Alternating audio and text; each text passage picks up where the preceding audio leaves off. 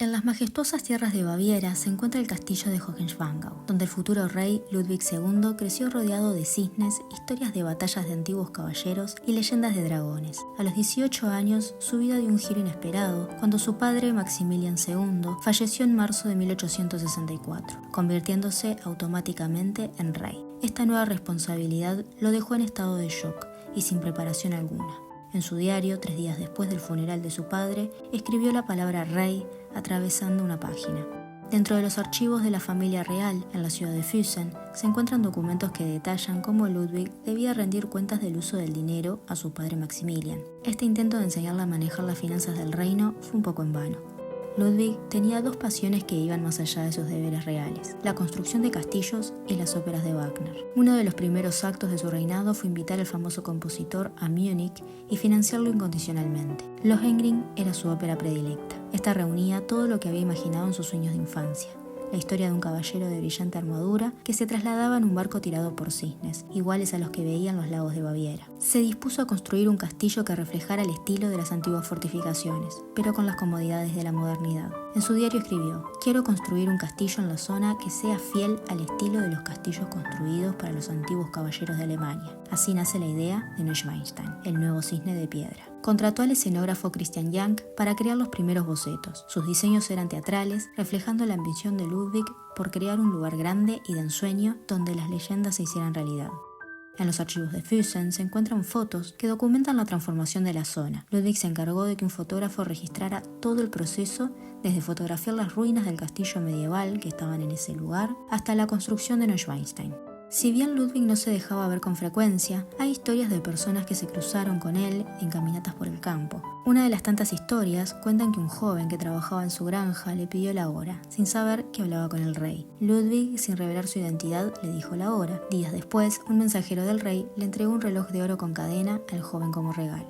La imagen de Ludwig variaba mucho entre Múnich y el Allgäu, la zona de los castillos. En la capital bávara lo consideraban un derrochador y soñador, mientras que en el Allgäu lo admiraban por su pasión y lo veían como un visionario, el rey cisne. Nadie criticó la construcción del castillo en ese momento. La ambición de Ludwig lo empujaba a crear un lugar excepcional, y estaba tan ansioso por terminar el castillo que se involucraba en cada detalle. Todo el castillo fue producto de su diseño e imaginación. Sin embargo, su enfoque en la construcción lo distrajo de sus deberes como rey, delegando las decisiones políticas en sus ministros mientras él se centraba en sus construcciones. Era un cliente caprichoso, ordenando derribar paredes y construir otras simplemente porque cambiaba de opinión. Mucha gente se sorprende al saber que el castillo en realidad es una construcción de ladrillos y lo blanco es un recubrimiento de piedras, y además todos los materiales son de la zona de Baviera. En una crónica local se registró todo lo que acontecía en la construcción del castillo, incluyendo el trágico día en el que el señor Herold, uno de los encargados de la construcción, quien puso la primera piedra del castillo en septiembre de 1869, se quitó la vida debido a una crisis nerviosa. La gente del pueblo nombró este hecho como la maldición de Neuschwanstein. El castillo se convirtió en el refugio de Ludwig de la política. La función del rey de Baviera era cada vez menos relevante en una Alemania gobernada por el Kaiser. Así que llenó el castillo de murales y diseñó todos los interiores, creando un mundo de fantasía con comodidades modernas, incluso un teléfono.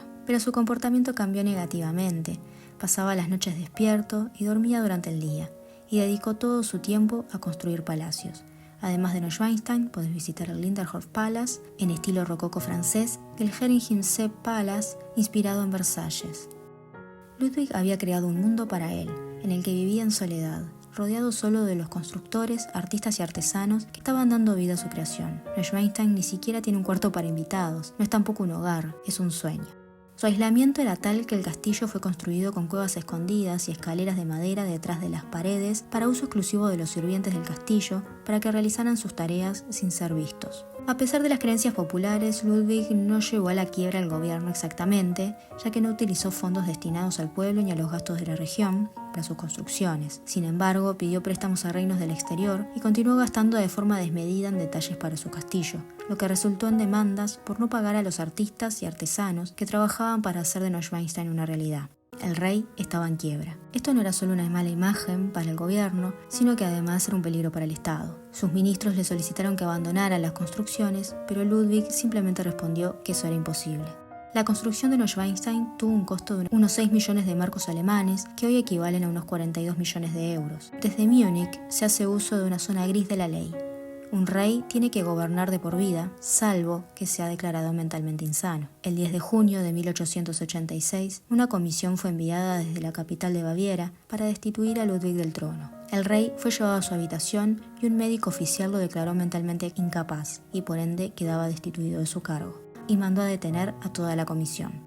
2 días después, el rey Ludwig II aceptó su destino y fue trasladado a una casa en el lago Starnberg. Hoy se cree que Ludwig puede haber sufrido de los primeros síntomas de demencia. También era sabido que su hermano menor, Otto, padecía esquizofrenia y vivía episodios de psicosis, por lo que fue trasladado a un centro psiquiátrico a los 23 años. Un día de mayo, Ludwig y su psiquiatra salen a caminar por la orilla del lago y nunca más regresaron. Fueron encontrados sin vida días después en el lago. Ludwig tenía 40 años.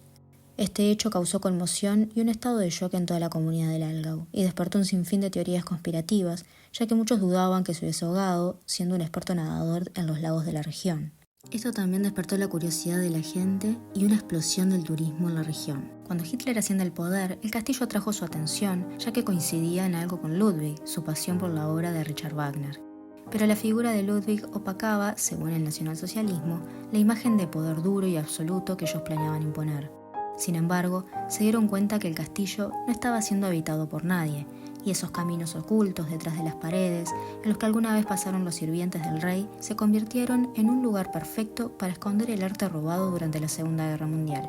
Tras la caída del nazismo, las tropas estadounidenses toman el castillo de Neuschwanstein y el grupo conocido como The Monuments Men, que se encargaba de rastrear y devolver las obras robadas, encontraron en el castillo unas 600 obras pertenecientes solo a Francia, y el castillo estaba intacto.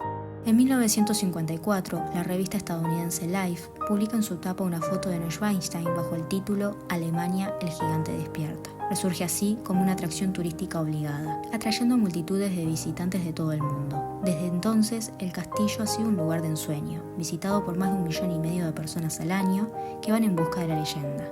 En la cultura popular se dice que inspiró el castillo de Cenicienta y quizás también el de Bella Durmiente, ya que ambos son parecidos. Lo cierto es que el rey Cisne no llegó a ver su castillo terminado. Pero hay una leyenda cristiana que cuenta que si una persona, sin pecado, entra al agua un domingo de Pentecostés, renace como cisne. Ludwig falleció un domingo de Pentecostés, quizás en su búsqueda por realizar su sueño mayor de convertirse en ese caballero cisne, de convertirse él en una de sus amadas leyendas. Espero que te haya gustado este video. Si te gustó, agradecería mucho que te suscribas, con eso me estás ayudando un montón.